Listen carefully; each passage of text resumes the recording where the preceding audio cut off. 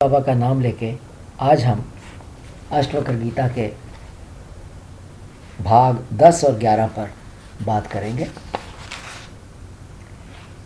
8वें भाग में श्री अष्टवक्र जी राजा जनक को बताते हैं कि जन्म मरण के चक्कर में पड़े रहने का कारण है हमारी इच्छाएं, और इच्छाओं का कारण है अहंकार। अतः अहंकार त्याग से जन्म मरण का चक्कर छूट जाता है और मुक्ति का रास्ता खुल जाता है। और अहंकार त्याग के लिए अष्टवक्र जी कहते हैं कि साक्षी भाव अपनाना बहुत ज़रूरी है।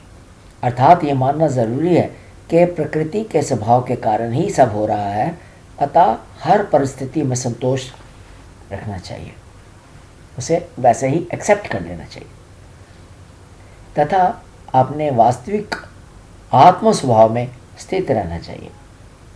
अब 9वें भाग में इसी बात को अष्टवक्र जी आगे बढ़ाते हैं तथा जनक को दो बातें समझाते हैं। पहली बात कि अहंकार के द्वारा किए कर्मों का तथा अनकिए कर्मों का फल ज़रूर मिलता है, और दूसरी बात संसार द्वंद्वों से युक्त है। द्वंद्व का मतलब है अच्छा बुरा, लाभ हानि, जीवन मृत्यु, इन सब से वो युक्त है।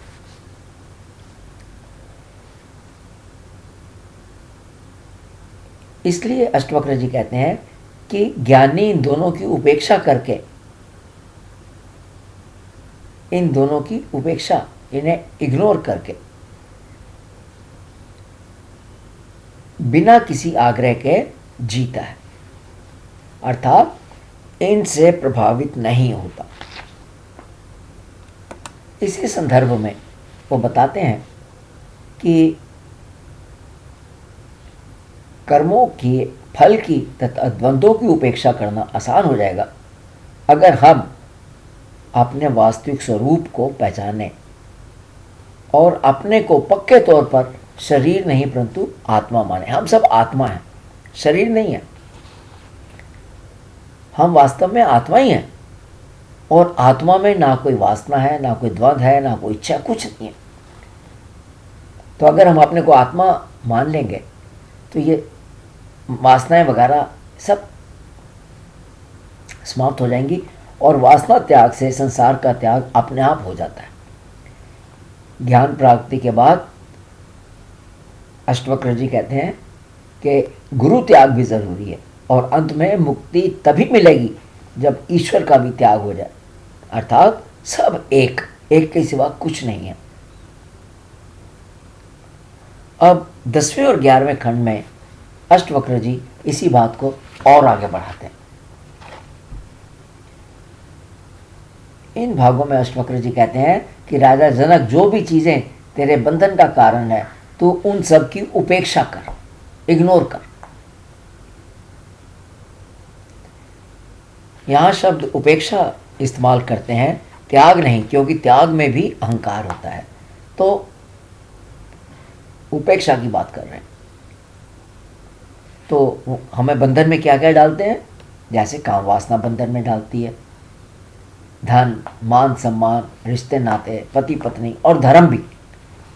तो कहते हैं अष्टवक्र जी कि इन सब की उपेक्षा ज़रूरी है, क्योंकि ये सब वासनाओं को या इच्छाओं को बढ़ाते हैं तथा हमें जगत में उलझाए रहते हैं। जहाँ वासना है वहीं जगत है, और वासना का कारण है अहंकार, जैसे हमने पहले देखा। और अहंकार से पीछा छुड़ाने का तरीका है, जैसे पहले 8वें भाग में देखा, साक्षी भाव अपनाना, अर्थात जगत से अनासक्त हो जाना, संसार के प्रति उपेक्षा भाव, जो मिल जाए उसमें संतुष्ट। और अनासक्त होने का क्या तरीका है? तो वो अष्टवक्र जी यहाँ 3 तरीकों से, 3 प्रकार से समझाते हैं। पहली बात कहते हैं कि जनक, तेरे अनेक जन्म हुए और हर जन्म में तुझे धन, परिवार, मान सम्मान वगैरह वगैरह मिला और तू उनमें आसक्त हुआ, परंतु तेरे आसक्त रहते हुए भी ये सब नष्ट हुए। तेरी मृत्यु हुई तब उसके साथ सब खत्म हो गया। इसलिए विवेक पैदा करके ये समझ कि ये आसक्ति मिथ्या है, ये सिर्फ थोड़े समय की है, क्षणिक है, और इस आसक्ति के कारण तुझे बार बार जन्म लेना पड़ता है, और आसक्ति के कारण ही परिवार, धन, मान, सम्मान वगैरह छूटने से दुख होता है। दुख का कोई दूसरा कारण नहीं। इसलिए विवेक पैदा करके आसक्ति को त्याग, ताकि अहंकार तथा वासनाओं से तो छूट जाए और तेरे जन्म मृत्यु के बंधन समाप्त हो जाए। अब दूसरे तरीके से वो उसे दूसरा समझाते हैं। वो कहते हैं कि आसक्ति का कारण कुछ पाने की इच्छा है। उदाहरण के लिए, जैसे लोग अपने परिवार से आसक्त हैं। क्यों आसक्त हैं? पत्नी से, बच्चों से क्यों आसक्त हैं? क्योंकि वह उनसे प्रेम पाना चाहते हैं, या आशा करते हैं कि बच्चे बड़े होकर देखभाल करेंगे, उनका नाम रोशन करेंगे, या उनमें, उस परिवार में वो अपनापन ढूंढते हैं कि ये सब मेरा है। उसमें एक गर्व है, अहंकार है, अभिमान है कि ये सब मेरा है। आसक्ति में दो का होना जरूरी है, एक जो आसक्त हो रहा है, एक जिसमें आसक्त हो रहा है। अब बताते हैं अष्टवक्र जी कि जगत में जब ईश्वर के सिवा दूसरा कोई है ही नहीं, तब फिर आसक्ति क्यों?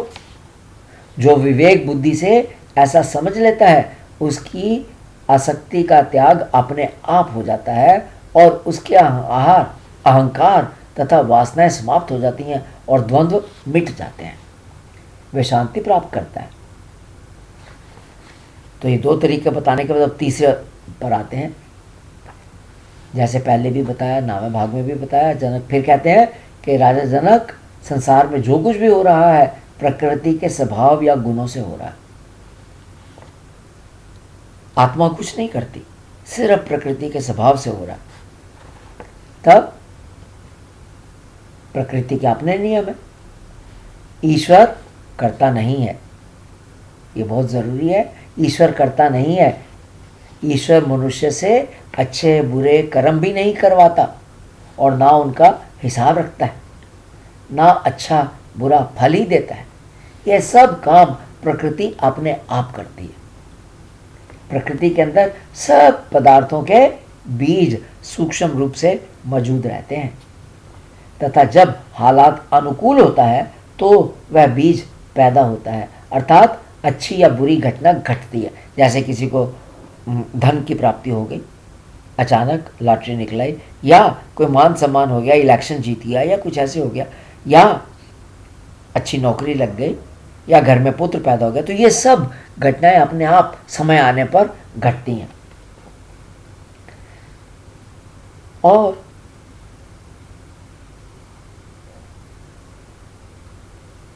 इसी को देव कहते हैं।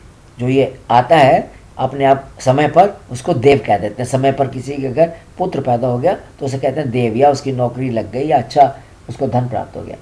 अष्टवक्र कहते हैं कि अच्छा बुरा, मान सम्मान, लाभ हानि, ये वगैरह वगैरह, ये सब समय पर ही आता है। जिसे ये बात समझ आ जाती है वह फिर सदा संतुष्ट रहता है।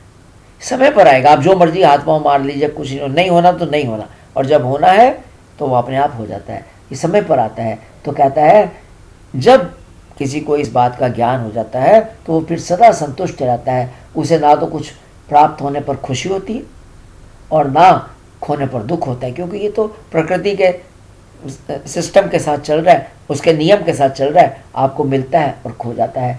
इसमें कोई मर गया, कोई जी गया, कोई कुछ कैसे, तो इसमें किसी को लाभ हो गया, किसी को हानि हो गई। सब द्वंद्व, सुख दुख, हार जीत, लाभ हानि, जन्म मरण, ये देव से होते हैं। ये मनुष्य के अधिकार या कंट्रोल में नहीं है। ज्ञानी ऐसा जानकर कर्तापन के अहंकार से छूट जाता है और तथा शांति को प्राप्त करता है।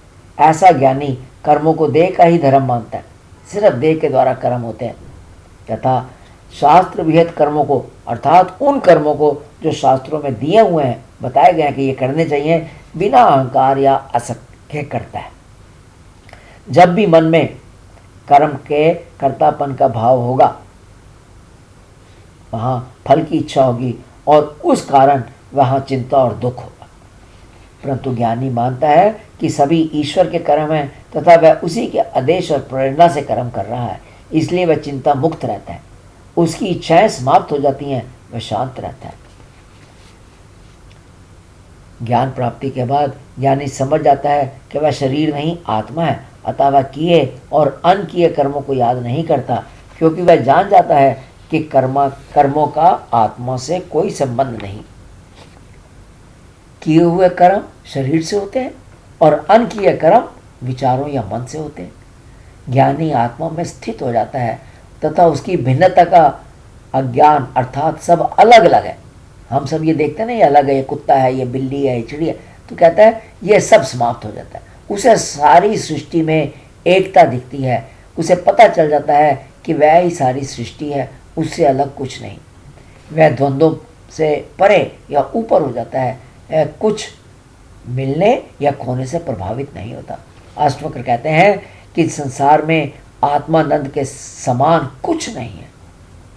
जिसको आत्मानंद प्राप्त हो गया उसको फिर कुछ नहीं चाहिए, उससे बड़ी कोई चीज़ है ही नहीं।